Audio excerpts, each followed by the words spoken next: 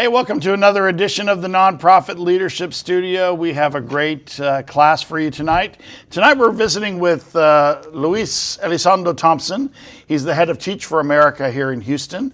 And Luis, welcome to our Nonprofit Leadership Studio. Thank you very much. I'm excited to be here. Thanks for the invitation. Well, we're very excited to have you. So, the first question I want to ask you, Luis, is, we're talking about leadership today. Mm-hmm. So if you are writing a book on leadership, what's the first chapter, or what are a couple of the chapters going to be about? What's important to you in regards to leadership? Leadership, to begin with, leadership is incredibly gratifying. It's incredibly rewarding, but it's hard. Yeah. It's difficult. And if you go back to the etymology of the word leadership, it actually means, it's the Indo-European root, it means to die. Mm-hmm. And it was sort of originally associated with military leadership. Mm-hmm. But whether it is actual dying in battle or dying in the rhetorical space, there is always a sort of trade-off and a value and loss, gain, and reward in leadership. And that's because, sort of, in my view, what you're always trying to do is, leadership isn't about being at the front of the room or at the back of the room. Right. It is really just about sort of orchestrating learning. Mm-hmm.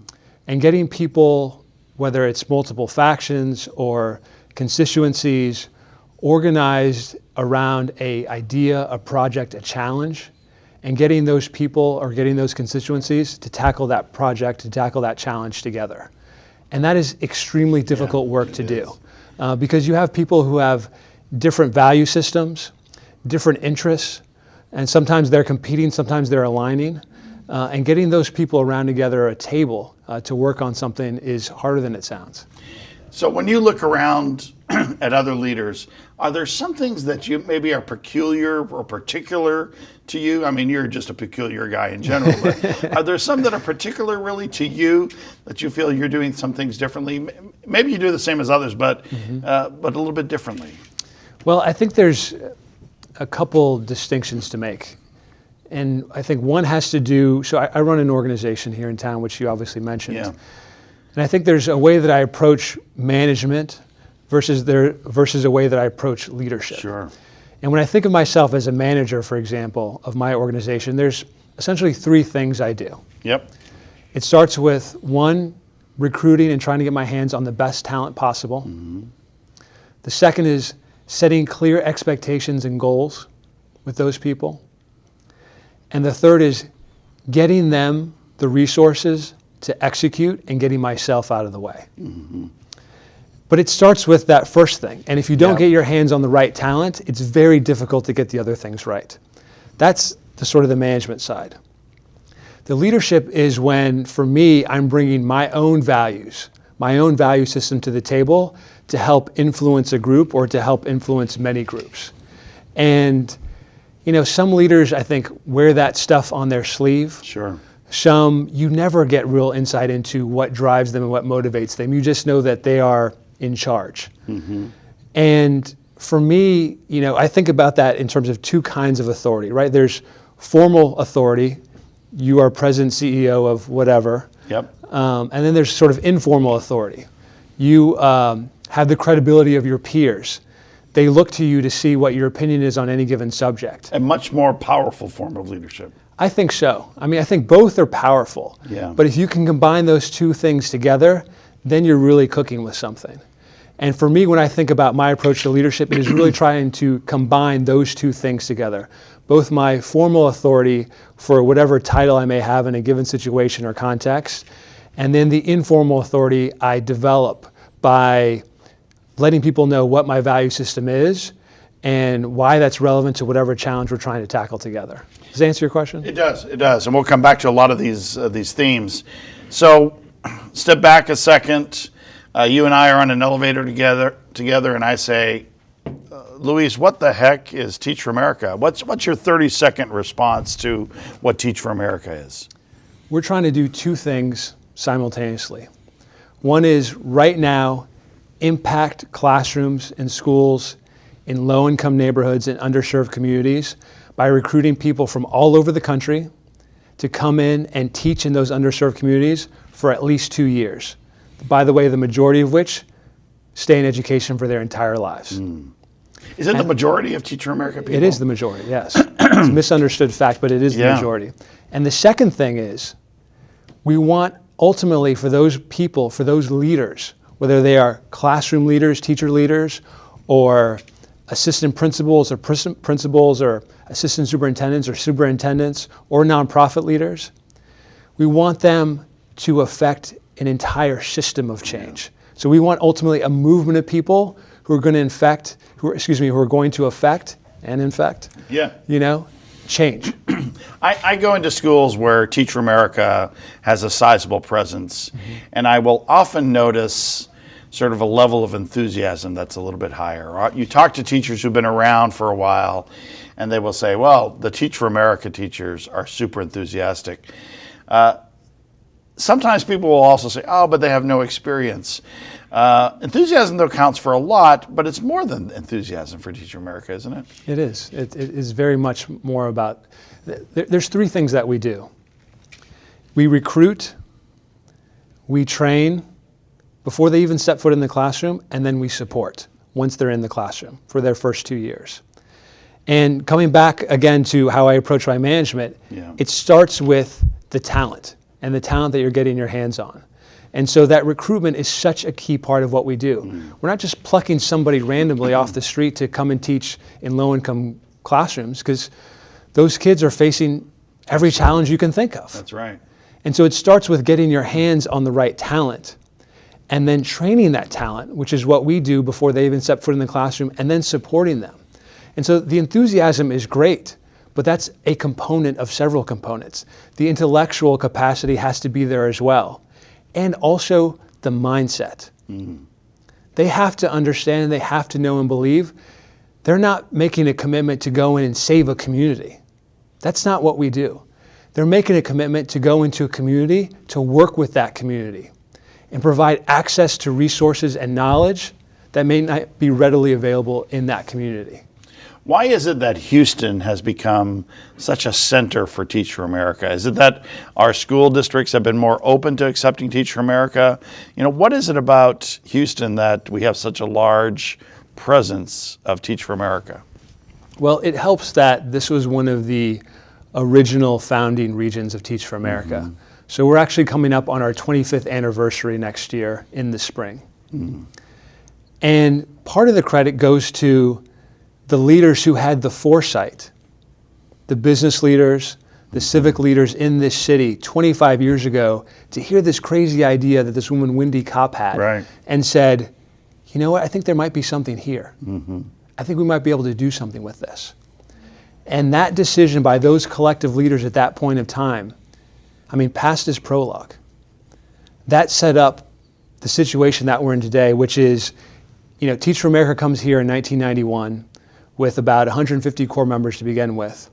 And some of those core members go on to become Mike Feinberg and Dave Levin, who start KIPP charter schools, and Chris Barbick, who starts Yes Prep charter schools, and Rick Cruz, who becomes the assistant superintendent at Houston ISD, or Elliot Whitney, who becomes the number 2 at Spring Branch ISD, both charter and in the traditional ISD realm. And also the people who go on, Colleen Dipple, who goes on to start Families Empowered. Or Monica Piquet Rodriguez, who goes on to found Discover You, another great education nonprofit. And it has been the cultivation and support by the people of Houston that has, I think, made Houston what it is today in terms of education. And that's not to say there is not great work to be done. There is. But when you look to some of our neighbors, we are way ahead of some of the other big cities in our country, I think, because of the work that's been done and the work that has been supported. Yeah, people inside and outside of the schools that have that Teach for America background, that understand public education to some extent, and are happy to support it. That's right. Tell us a little bit about you, Luis. Where did you grow up? So I grew up partly in San Antonio and partly in D.C. My family moved back and forth between the two places a couple of times as I was growing up. Now, why was that? Why did you guys move back and forth? So my mother has run nonprofits most of her career. And so So she was running nonprofits in San Antonio and DC? yeah, so she actually worked for an organization that was an organization called NALEO, which stands for, it's an acronym for the National Association of Latino Elected and Appointed Officials. Wow. And I remember when they had their first office over on Capitol Hill, and I was little, I was in elementary school at the time. And I remember on Saturday mornings, I'd get up with my mom, I'd go into the office with her, and I would help stuff envelopes on the weekends. I mean, it was a nonprofit that was just getting going, just trying to become the established nonprofit that it is today. And so she got an opportunity to open their first satellite office in San Antonio in the 80s. And that brought us back to San Antonio. Is that where your folks are from, was San Antonio? Yeah, well, my mother is from, originally born in Laredo, raised in San Antonio. But my dad is born in Michigan and raised in just outside of Detroit, a little small town called Wyandotte, very blue-collar town. And so that opportunity to open NALEO is what first brought us back to San Antonio. After that's where I was born. And then we spent a few years back there. That's where I was for middle school. Then we went back to DC, and that's where I was for high school. And then eventually I left the East Coast to come back to my roots. And undergraduate, where'd you go to college? I went to a small liberal arts college in upstate New York called Hobart College. Hobart, yeah. I loved it. And then you went to graduate school? I did. Did you go to graduate school before coming back to Houston? So actually, before I was running Teach for America, I was in finance. I was an investment banker for 5 years. And during that time, my firm, I was with the same firm for all 5 years, and they moved me to run our office here in Houston back in 2007. And so they moved me here, and that's originally what brought me to Houston. And while I was doing that was when I decided it was time to go back to school. And so that's when I made the decision to go to the Harvard Kennedy School. Yeah. And it seems to me, you have this investment banking background, great liberal undergraduate place, Harvard, and then you're stuck running this nonprofit. What is it about running a nonprofit for you that is maybe prepping you for the next step, or why is it that you made that decision to run a nonprofit? Do you want the short answer or the long answer? I want the short answer. I mean, the short answer is, when I think about my own education, you didn't ask me where I went to high school. I went to high school at a place called Gonzaga High School in Washington, D.C. And it's an all-boys Jesuit high school. And the Jesuits, they know what they're doing when it comes to education. If you were to graduate from our high school with a perfect score on your SAT, you were the captain of the football team, basketball team or soccer team or whatever. And you went off to go play basketball at Stanford on a full ride, they would have considered you a complete failure unless you also left that institution with a clear moral and ethical compass and a sense that you were obligated to give back. We had this phrase called be a man for others.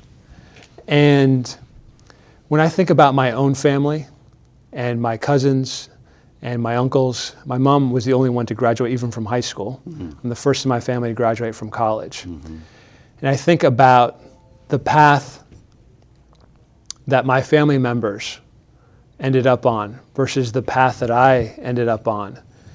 It has everything to do with the educational opportunities that I had and that they didn't have, and the ways in which they were underserved in their own neighborhoods growing up.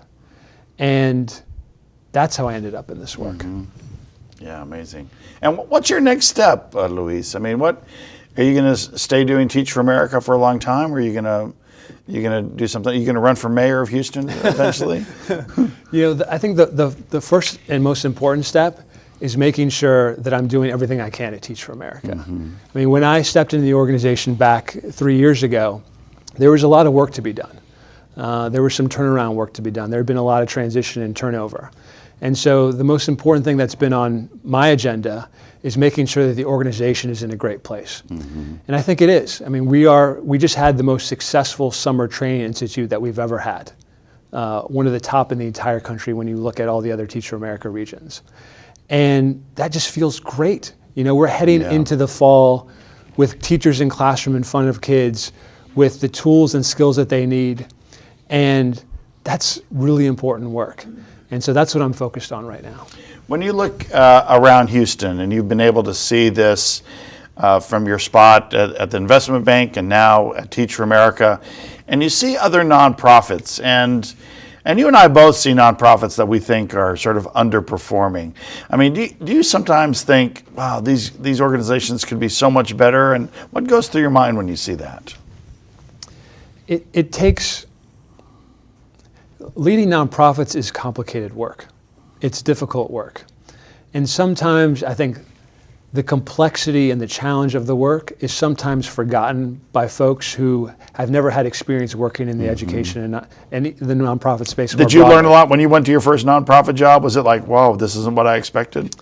I mean, I think I already had a sense, having with dabbled a little bit in the nonprofit space and having seen my mom be a leader in that space. But I mean, I think about it this way. We just had a superintendent announce his resignation, Dr. Greer from Houston ISD. And most people don't realize this, but Dr. Greer served 7 years in this role. He'll be leaving in March. The average tenure for a big urban school district in the United States of America is 2.5 years. Right. When you hear something like that, I think you have to ask yourself, why is that? Because that's not a good thing. Right. It's certainly not a good thing for children. No, it's not a good thing for children. It's not a good thing for communities. Yeah. It's not a good thing for cities. Right. And when you start to ponder on that question, you can't help but recognize that running a big urban school district is extremely difficult work. You're talking about a multi-billion-dollar organization and a massive bureaucracy. And that's on this end of the spectrum of complexity and difficulty and scale. And you can take a smaller nonprofit, of maybe a handful of people. And yes, it's a smaller scale. Yes, maybe the complexity may be less. But it's no different than also trying to start your own small business. Yep. Or on this side of the spectrum, trying to run a multi-billion-dollar private sector organization, company. It's all difficult, hard work. And it takes really thoughtful leadership and really committed leadership for those things to be successful.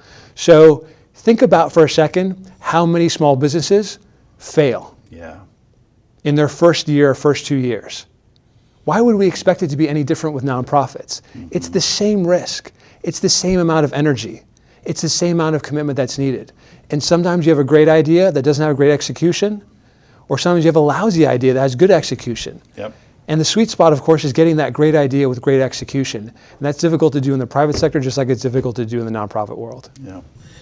A big part of running a nonprofit is dealing with boards, right? If I have a group of nonprofit CEOs in the room, they'll break down their biggest problems into staffing and boards. I mean, what are there challenges for you around boards, or what's your view on boards? We have a great board at Teach for America Houston, and that hasn't been, I think, one of the struggles that we've had at Teach for America. I mean, we actually have done some work. You have a pretty prominent board too, which is sort of nice. We do, and I think it has a lot to do with the mindset with which you approach your board work. Yeah. And rather than use TFA as an example, let me use an example from something I worked on before I came to Teach for America, which is the Bayou Greenways Initiative. Yeah. And I ran it's a public-private partnership, $100 million from the private sector, and $100 million from the public sector in bond financing. And we ran a campaign to secure that public sector financing. And we had a small but good-sized board during that campaign. And that board made my life easier every single day. When I was facing tough, complex problems or challenges, questions that I couldn't resolve on my own, or I was unsure of the decision I had made or how to tweak a decision I had made, they were my internal thought partner. Yeah. They were my kitchen cabinet, if you will, of people that I could turn to and say, what do you think about this? Yep. Or, I'm not sure I got this one right. Yeah. You have to develop that, though. You have to create, you almost have to teach your board that that's what you want from them in some ways, I guess, right? I mean, yes, but it also has to do with you as the leader of the nonprofit recruiting the right board members that you're going to fit with. And that understand their job is not to run the organization. Their job is to help steward the organization and help to counsel you. And that's what I had, and it was absolutely phenomenal. And when you think about the other obstacle or the other challenge for a lot of nonprofit CEOs, your staff. Obviously, you're getting the right people on the bus, right? You're putting your best staff forward. Are there staff that are there people that join nonprofits and they have an idea that it's going to be something different than it is? And how do you sort of create a culture where people start to understand what is expected? I think that's an issue at all organizations. Absolutely. Nonprofits, corporations, you name it. I think I've felt incredibly blessed to be at Teach for America. I think we are a fairly well-known brand with a fairly well-known and defined mission. And so we attract really, really great people. And the challenge I face is not so much that. The challenge I face is, again, coming back to these management principles. When you do get your hands on the best talent that there is out there, when you're successful at doing that, the problem quickly shifts and becomes, how do I get them to stay? Because great people are great and everybody else sees it too, not just you. Yeah. And so sometimes your friends at other nonprofits want to recruit them away, or the private sector wants to recruit them away, which happens to us all the time because we have such incredible talent at Teach for America. Or they're smart people and they just want to be challenged in a new way. That's right. Yeah. And what I've found is always the best thing to do is to challenge your people with work that's exciting and motivating to them while they're there. But also, you want them to see you as somebody who's invested. And you need to be. It can't just be a perception thing. You need to be invested in who they are and what their development is going to be over the long term, even if that means someday not being in your office. Yeah. Because, sometimes those things have a way of circling back, and you see those people again. Talk about the role of fundraising for a nonprofit CEO. Because you gotta love it. You gotta love it. You do, right? Because you sometimes you'll talk to people who want to do nonprofit work and they say, but I don't like fundraising. That's why I'll have a development person. But you can't rely on a development person to do everything. No, you can't. And I think one thing anybody who is considering being in the leadership position in a nonprofit organization is, yes, you have to love fundraising, but it's all about how you approach and think about what that work is. And here's how I think about it.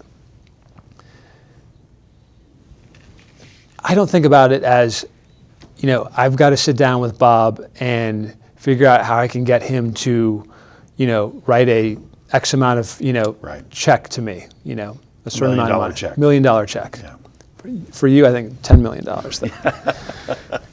You're going still too low. Of course. I always make that mistake. Now, the real question and the real way to approach it is, most of the people that you're sitting down with, that you're getting to know, they're philanthropists. They're used to giving money. They're used to giving money, but they want to do good in the world. I mean, philanthropy is different from fundraising, okay?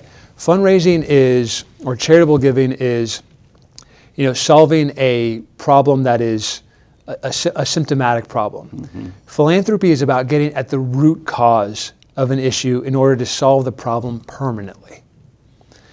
And when I think and I sit down with people who have financial capacity, and by the way, I think of everybody as having financial capacity, whether that's $1 or $1 million. Right. I want to know what motivates them, what excites them, what is going to be rewarding and satisfying to them that we can help make a match for. I don't approach the work as, I'm sitting down with so-and-so and I've got to figure out how I can get a certain amount of money out of them. It's just the wrong mindset. And that's the transition nonprofit leaders really have to make, right? It's the idea of not thinking about it as going out and asking for that check, but just becoming friends, just developing a relationship, and bringing people, recruiting them to be on board with your cause. And if you have the right cause and you're able to talk about it a little bit, it's not that hard, right? That's right. Right. So just, but to get the $1 million or the $10 million check, you need to know someone pretty well. You need to have developed them quite well. That's usually. exactly. And those things take time. Yeah. They don't happen in 1 meeting or 2 meetings or even 3 meetings, and they don't happen in a week or 2 weeks or a month. Those significant leadership gifts happen over a long cultivated relationship. Typically. I mean, are there exceptions? Absolutely. Mm-hmm. The other thing that people should be aware of and should consider is most of the time for people who are making substantial gifts, whatever substantial means to them, you may have a team of development people, fundraising professionals, who will help cultivate and do some of the work that we just talked about. But at the end of the day, most of the time, they want to hear from the very top of the organization before they make a gift like that. And I think this is a bit of an unspoken rule in, I think, the fundraising space, but they are making an investment and making a choice that has to do with the organization. That's true.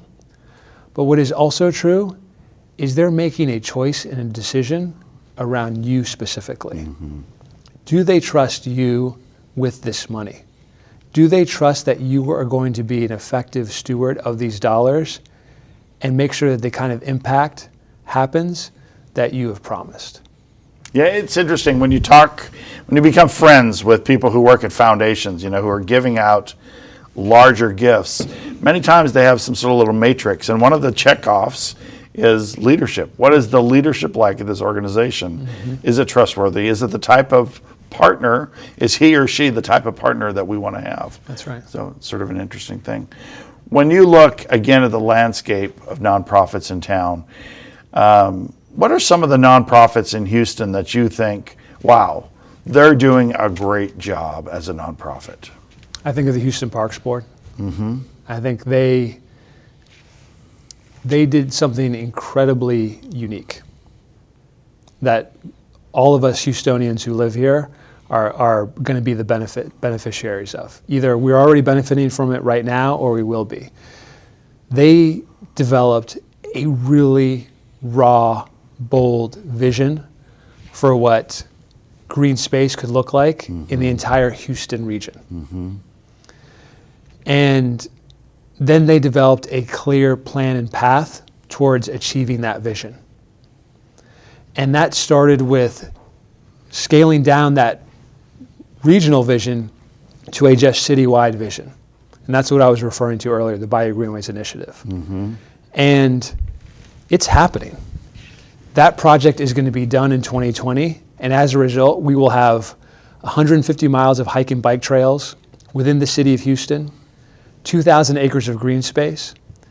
75% of residents in the city of Houston will be able to access the city center without having to get on a road to do it. I mean, it's just absolutely phenomenal. And it's interesting to go down Allen Parkway, Buffalo Bayou, and when I first moved to Houston, no one would ever go there, right? And now to see so many people out there using what is really sort of premium space in our community. That's right. And that's just the beginning. And I can't help but mention one of the reasons why I worked on this project and why I was so excited to do this was the people, the leadership, the board, and the staff at the Houston Parks Board, but also because of the actual vision for where those parks were going to impact. Because sometimes in other cities, you go to places and that kind of green space is developed in mostly affluent areas. Yeah. And this vision is developing those trails and those linear parks in every neighborhood of Houston. In low income and affluent and everything in between. They did start with Allen Parkway first, though, in the affluent area. Well, no, that's actually not true. Really? Is that no, right? No. So the project is tackling all of the bayous in the city of Houston. It's just that's the one that everybody talks about because that's the one that everybody sees on their commute into downtown. But they've done extraordinary work in other places, and the Buffalo Bayou Partnership actually is responsible for a lot of that work that you were just referencing. So they get a lot of credit as well. Other nonprofits that you think are doing extraordinary work? I can't help but mention some of our friends in the education space. I'll do a shameless plug for y'all. Please do. Well, I think here's what's worth understanding and mentioning, which is Houston is a growing city. I mean, I think it was for the fourth summer in a row. This past summer, they announced that the city of Houston was the #1 destination for one-way U-Haul truck rentals. Again, it's absolutely incredible. And the people who are moving here are families with kids. And they've got to figure out and make tough choices around where they're going to send those kids. And having an organization that helps map out what are the top performing and what are the low performing schools in our region is extraordinarily important work. Not to mention the human trafficking work you all do and so on. But I want to mention some others. It takes all kinds of innovative approaches in order to solve what we're trying to solve here in the education space, which is educational equity. We want educational equity. And I have a friend, Rick Cruz, who started an organization called Emerge. And what they do is they focus on providing support to low-income students who have extraordinary potential. And extraordinary potential that is not being realized, especially when it comes to getting them into top-tier colleges and universities in this country. And those top-tier institutions have incredible support systems for low-income students. And by the way, most of those places below a certain income level, which these students, it's applicable for them, they can go to those places on a full ride. And so he's making sure that those students are getting off to the Stanfords and Harvards and Princetons and Yales and he's had some extraordinary success, hasn't he? Extraordinary. I mean, I think it was, don't quote me on this, but I think it was in that first year and a half. No one's recording anything, don't worry. Of course not. I think in that first year and a half, they nearly doubled the amount of Ivy League admits across the entire Houston ISD school system. It's he's able to tackle something which we talk a lot about, which is that in Texas we have so many smart kids that aren't choosing college, and when they do choose college, they're not choosing some of the colleges which they could easily get into. Right? That's right. Sort of an easy thing. I often tell the story about a young woman that I met at Reagan High School, and she didn't even know if she was going to go to college. And finally, we gave her a tour of the University of St. Thomas. She said, "Okay, Dr. Bob, I'm going to go to the University of St. Thomas." And then the next year, she figured out she was going to be the valedictorian. She says, "I'm going to apply to Harvard." And of course, what's the like, and she got into Harvard, and she went to Harvard. She was an intern her first year back with us, and I said, "Well, are you on a full ride?" She said, "No, I have to pay. If I come back on vacation, I have to pay for my own airfare." And I thought, well, I think you're doing pretty well, you're doing all right. Yeah. I want to mention one more. Yeah, please. Before you ask your next question. Incredible things have happened in this city in the last few years as it relates to solving the problem of homelessness. And there was an organization that I got to know very well when I first moved to Houston called Search. And I used to volunteer with them on a pretty regular basis where we would go out into the community in vans and go out and go to the homeless themselves in order to get them to make sure that they understood that there are services that are out there for them. Sometimes providing them basic needs like around food and other health services. And Search, yes, but also other organizations in town, and through the leadership of the mayor and the city, they've moved the needle incredibly far in terms of solving this homelessness issue. Absolutely, yeah. And Search is one of those organizations I think of when I think of who's doing great work, and Tao, I think, is doing extraordinary over very there. well run. Yeah. So let's go to the Twitterverse here. Students are tweeting in questions for you. And let me start. Stephanie Bearfield wants to know, Can you pinpoint what it is about teaching that makes you feel so inspired to continue to pursue the goals of Teach for America? What is it that inspires you? We think at Teach for America, we think of teaching as leadership. And when you go into a classroom and you see kids who maybe haven't had most of the time have not had the advantages that their more affluent peers have had, Yep. and for whom expectations have been lower, and then you see them at the beginning of the year and then you see them at the end of the year, and you see that and you understand and you appreciate that they are now on a completely different trajectory. Because one of the things that our teachers do is it's not enough to have those students at the end of the year be better at reading, writing, and arithmetic. Mm-hmm. That's not good enough. Part of what we're doing that's different and that's extremely important is we're helping to establish new mindsets and new bars of expectation around what is possible. And as soon as you've planted that seed with a child for what they're really capable of, you can't even measure the kind of impact that you're having. It does, because it plays itself out not just in 1 year or the following year, but over the course of their entire educational career. Kate Gigliotti wants to know, how do you ensure that you continue to grow and develop as a leader? What is it that you do to sort of keep yourself going as a leader? That's an excellent question. It is. It's a very good question. And it's, I think, one of the tough things I think that everybody faces who are sitting in chairs like yours and mine. And one of the things I have done throughout my career, even before I was in an executive position like this, I have been very intentional about cultivating mentors in my life. And those mentors have always helped challenge me and think about the work that I'm doing in new ways, and help me to think about important, when I'm getting ready to make transitions, when I left investment banking to go to grad school, or when I finished at grad school and came back to Houston, they helped me think through what was the right decision for me based on what skills I had or what skill sets I didn't have or what experience I had or didn't have, and also my own personal value system.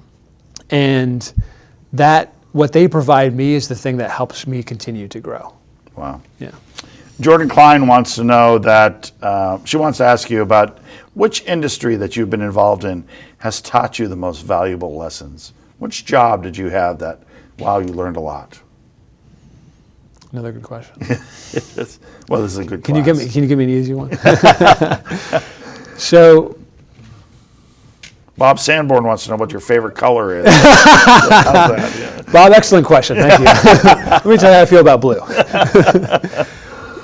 I've learned something different in each of the industries I've been in, and I think the reason why I've learned something different is because each of those industries themselves have been so different. I mean, the first part of my career, which we haven't really talked about, was working in politics. Yeah. I used to work for the vice president. I used to work for Al Gore on his presidential campaign. I used to work for John Kerry. I used to work on his leadership PAC and then ultimately his presidential campaign as well. And then from there, back in the winners. and then from there to finance, and then from finance into the nonprofit space. And that time in politics was so important and instrumental for me, especially as my first job out of undergrad, because when working on a presidential campaign, you are surrounded by some of the smartest, most talented, and also incredibly ambitious people in the country. Oh, yeah. And for us mortals, in a situation like that, you are most likely not going to be the smartest person in the room, the person with the most experience, or even the funniest person in the room. Mm-hmm. And so what value are you going to bring? Was Al Gore ever the funniest person in the room? Oh, come on. and I voted for him every single time he ran. Sure you did. And you should have voted. We needed your vote in Florida. and you have to ask yourself, what is it that you're going to bring? What is it that you're going to have that is tangibly different than somebody else? Mm-hmm. And for me, what I realized was there's nobody who was going to outwork me. Mm-hmm. And so every morning I made sure I was the first one there and I was the last one to leave. And I think that was maybe the most important lesson I got out of working in politics. Wow. Yeah. And then in finance, it's a very challenging space, right? People are highly motivated, very focused, a lot of type A personalities, very aggressive. And if you don't understand where the line is for yourself, that line is going to keep on getting pushed back and pushed back and pushed back. And learning how to negotiate and learning how to sort of fend for yourself and be assertive and be aggressive, not in a belligerent way, but in a way that's respectful, I think was a very important lesson for me that got learned over and over and over again in finance. Wow. Yeah. Let me ask you a question, Luis. We've known each other for a couple of years, and I've always been very impressed with just sort of how cool, you're sort of calm you are. And I remember one of the first times that we met that we just started talking, not just sort of acquaintance stuff, but we just started talking about stuff. And you were incredibly passionate. I was very impressed with the idea that you really wanted to try to collaborate and really change public education. Mm-hmm. Now that you've been in public education for a couple of years, I don't think that passion has diminished, but are there lessons that you've learned or leadership lessons that you've learned from when you came in to now? That's a great question, yeah, and there are. I think some of the things that I've realized now working in the education space for the last 3 years is it is much more complex and challenging than it looks. But my belief in that this problem is solvable has not wavered, has not changed a bit. Yeah. It's more that my thinking has evolved around how the problem needs to be tackled and needs to be solved, and what kind of leadership it requires. Not just from me and Teach for America, but from leaders like you, Seba Ali at KIP, Scott, the new superintendent at Spring Branch ISD, and other education nonprofit leaders and other ISDs and other charter systems as well. I mean, it is, and at the end of the day, it takes relationships among all of these people and consensus and belief around what is the most important thing that we want to accomplish as leaders in the education space. Yeah. And what do we want to motivate and engage all of our collective teams around? And that's, I think, the new frontier for what the challenge is here in Houston, because we are incredibly lucky to be living and doing this work in the city of Houston where there is not a lack of resources. There's not a lack of interest and investment from civic leaders and from the business community. And so what is lacking is that collective impact, that unification around a shared vision for what the impact in education should be. Yeah. That's the challenge. And I'm sure you run into the same thing. I'd love to, my buddies in public education are those that believe we could change things. But it seems like there's a majority, though, of leaders who are sort of tired and sort of like, well, I don't think things are going to change. It's sort of hard. And it's sort of, it's a big deal, right, to sort of surround yourselves with these people who we all believe things can and are changing, maybe slower than we'd like, but they're changing. But I think that's what's exciting about the moment that we're in right now in education in Houston, which is we have fresh blood, new blood, talented and competent blood at Spring Branch ISD. We're going to have that. I have every confidence in Houston ISD and the leadership there that we will have the same thing to follow up with Dr. Greer's tenure. Yeah. And there's going to be, I'm sure, other changes in the nonprofit space as well. And that's okay. We need fresh blood. We need new energy all the time. That's right. Yeah. So we're running out of time. So let me ask let's get some short answers as I go through this. Sure. Robin Johnson, favorite book on leadership? Do you have a favorite book that you go to on leadership or recommend to others? Yes. Leadership on the Line by Ronald Heifetz. Very good. What's so good about that book in brief? God, that's a difficult question to answer in brief. Read the book, you'll find out. Okay. Moises Fabella wants to know, the U.S. consistently ranks globally sort of middle or towards the back of the pack in education. Why do you think that is? That's a hard question to be brief about.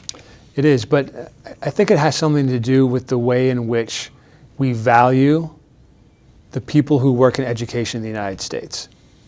It is not, for the most part, considered the profession of choice or an esteemed profession to be in. That's a problem that we've got to fix. And it's a complicated problem to fix. It just doesn't require that, but that's where it begins. Yeah. Mari Trevino, what's the hardest decision you've ever had to make in your professional life? How about those apples? I thought you said these were going to be short questions. They're good questions. The hardest professional decision I've ever had to make. I think every time that I have to make a decision around somebody who is either not a good fit for the organization, or the organization has to change course, and somebody's tenure at my organization is not going to continue, every single one of those decisions has been the toughest decision I've ever had to make. I remember the first time I had to cut someone, and I remember losing hair. I mean, it's very, very stressful. It is. And hair never grew back. It's just sort of well, I mean, it's a tough thing. It is, because the challenge is, even if they don't know it, you care about each one of those people, and they've contributed in important ways, and they have their own lives and their own financial obligations and their own hopes and their own dreams and their aspirations. But sometimes helping them move on is the best thing for them, because sometimes things just aren't a fit, and that's okay, and that's normal. Edith Rahimian wants to know, the TFA, Teach for America, recently made some big cuts, a reorganization, a restructuring, and you had to cut some positions. So following up on that last question, what was your approach in sort of having a large group? And I remember you struggled with that because you had people that you loved that you were going to have to let go. That's right. That's right. I think the challenge is, when you're sitting in a executive position like this, your obligation changes. Your obligation is no longer to any one individual or any one department. Your obligation is to the organization as a whole and what's best for the organization. And one of the things I was enormously impressed with in the process that we ran when we were trying to make some of these tough decisions last year was every member of my team who was leading the department offered up their own jobs to be eliminated. That's extraordinary leadership. That is extraordinary, yeah. And that's an example, I think, of people putting the organization as a whole first and not any one individual interest or person. What do you think? I find this question, I get this question from a lot of people, and I have my own answer for it, but you have a superstar on your staff, but they're a disruptive personality, sort of a negative influence on the organization. You've seen this before. Yeah. What do you do with those people? You work with them.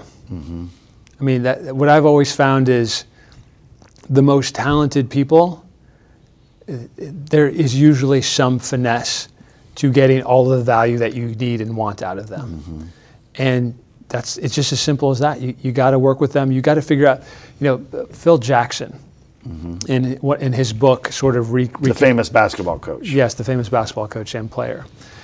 He was sort of recounting his experiences as a coach, leading the Bulls, of course, and the Lakers.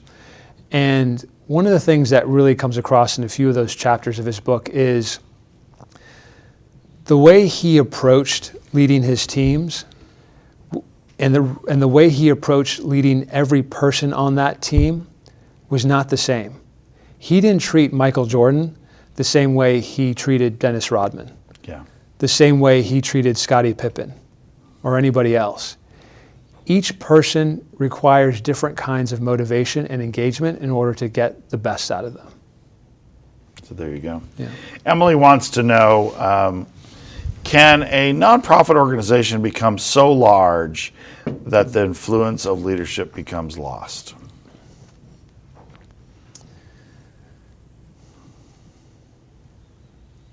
Of course, yes. I think that is one of the dangers and challenges of organizations as they scale. Because you can scale to amplify your impact, but sometimes scaling is actually diminishing and making your impact more diffuse. So that happens, absolutely. So Jane Walter wants to know, or this man is Jay Walter. He wants to know what are the top 2 qualities, he's sticking with 2, that you look for in people that you recruit? It doesn't apply uniformly across the board. Yeah. I think, it depends on, because I can tell you what I looked for when I was working in politics is different than what I was looking for when I was working in finance or when I work in the nonprofit world. I mean, it is, you need different kinds of attributes based on what the actual position demands and warrants. So unfortunately, there is no simple answer there. Yeah. A lot of questions about how you recruit talent. Aggressively. Aggressively. So if you're like me, you know, every position we post at Children at Risk, I get 500 applicants. And how are those screened? I mean, and at one point do you see those resumes? Yeah, so we run a pretty rigorous process at Teach for America when we're recruiting staff. And you know, to begin with, we first have alignment among all of the department heads around what are the sort of must-haves for us in a given position, right? What are the principles and values that we want any candidate to exemplify? And once we have alignment on that, then we go about sort of trying to find those hard skill sets. And so it'll start with an initial screening of those people, that person, and the pool sort of gets slowly whittled down, whittled down, and whittled down. And before they get to me, they usually have been through about 3 or 4 interviews. And then by the time they get to me, it is, you know, they're in a final round of interview and we'll be making a decision shortly thereafter. A lot of good questions. I'm going to run out of time. Carla Adams wants to know, when you see an under-improving nonprofit, what sort of advice would you give their leader? I mean, determine for yourself whether you have the resources internally to turn things around or whether you need to source those resources externally. And I think most of the time it's probably the latter. And that means having the courage to ask for help. It sort of starts there. Excellent. Courage to ask for help. Yeah. Actually, let me go to our final couple of questions because we're almost completely out of time here. Okay. You have a favorite restaurant in Houston? I do. What is it? Meridas Restaurant over on the East End, over on Navigation. I love their enchiladas verdes. Yeah, they do. Do they do a lot of seafood there? Is that the They place? do seafood there, yeah. Yeah. It's actually probably a tie between that. I mean, that's where I go for dinner. Yeah. And then if I want breakfast tacos, I'll go right down the street to Via Arcos, which is my other favorite spot. Do you live over in that part of town? I do. Oh, I do. I know him over in Eastwood. Very close. Yeah. Is there a part of Houston that to you sort of is like a secret place that not many people know about that you really like? A secret place. That's a very good question. I don't think it's so much. I don't think it's a secret anymore, but there are several areas along some of the bayous that aren't fully developed yet. And if you've got a bike, especially if you've got a bike with fat tires or a mountain bike, you can get out there and ride along the water, along the bayou, see great wildlife, and usually not run into anybody else. And people don't think of something like that being a possibility when you're in a city like Houston, but it absolutely, we get an enormous amount of tourism from Japanese birders who come to Houston every year because the amount of birds that we have, this is a migratory path, a major migratory path. Galveston, High Island, great places. That's right. For birding. Yeah. That's right. And there's so many discoveries like that to be made in the city of Houston. Wow. Yeah. Do you have good work-life balance, Luis? Depends what day you ask me. Today? And it depends what sort of where I am in a life cycle of an organization. So, when I stepped in, 3 years ago to this job, it was a bit of a turnaround situation. And I would say my work-life balance in that first year was non-existent. It's much better today than it was back then. And the same is true for, I could say, I'd give you a similar example with all the different industries I worked in, finance and politics as well. Although I'd have to say politics is probably the only industry when, especially if you're working on a campaign specifically, there's never balance. It's 100 miles an hour with your hair on fire. Who's going to be the first Latino president of the United States, if you're a betting man today? I don't know who the first Latino president is going to be, but I can tell you right now, that person, Latino or Latina, has already been born. Very good. Yeah. If we would have 10 years before Barack Obama were trying to predict the first African-American president, we would never have chosen Barack Obama. It's sort of interesting how the dynamics can change. And when they make the Luis Elizondo Thomson movie, This Is My Life. God, I hope not. But who's going to play you in Hollywood? Who's the perfect person who can play you? That person probably isn't known to us yet either. Hopefully it's some young. Let's say we're making hopefully a movie. it's some young, much better looking actor. I'm not going to let you go with that. Who would you choose to play you today? It's funny that you're asking me this question right now because last night I was watching this series that they have on HBO that is for, I assume it's available now because it's Hispanic Heritage Month, and it's called Habla, and they've got Habla Celebrity, Habla, a bunch of different versions, and had a bunch of different celebrities, actors, nonprofit leaders, all types, and I was really impressed with what Isai Morales had to say about what his experience was like working in the industry and trying to break through in Hollywood, and sort of the stereotypes that existed around Latinos and Latino roles. And you're significantly taller than Isai Morales, though. I am, but I've always been a big fan of his. He's been been in so many things. Jimmy Smith was also really good in that Habla segment. But fortunately, there are many more options today than there were 10 years ago when it comes to Latino actors who are capable and getting great roles. Yeah. Are you ever going to run for political office, do you think? Do you think there's a chance you will at some point? I never say never to anything. Yeah. I mean, I think for me, the way I think about it is not so much whether I'm going to run for political office someday or not. The question for me is, I truly believe that there are certain kind of leaders required for certain kind of situations and certain times. And if I'm ever in a situation where I think my particular skill set or my abilities would lend itself to something, then yeah, I'd certainly consider it. But it's not a foregone conclusion. It's not one of these things where I'm like, this is my list of ambitions. Like this is one of the things I want to check off, because I think as soon as it becomes that, it has become what it's not supposed to be, which is public service, not about any one individual's ambitions or hopes or dreams. Luis Elizondo Thomson, thanks so much, Luis, for being here in our studio and just talking very frankly about everything. Absolutely. Thanks for all the great work you do. Hey, we will see you guys next week here at the Leadership Studio. Thank you so much. See you soon.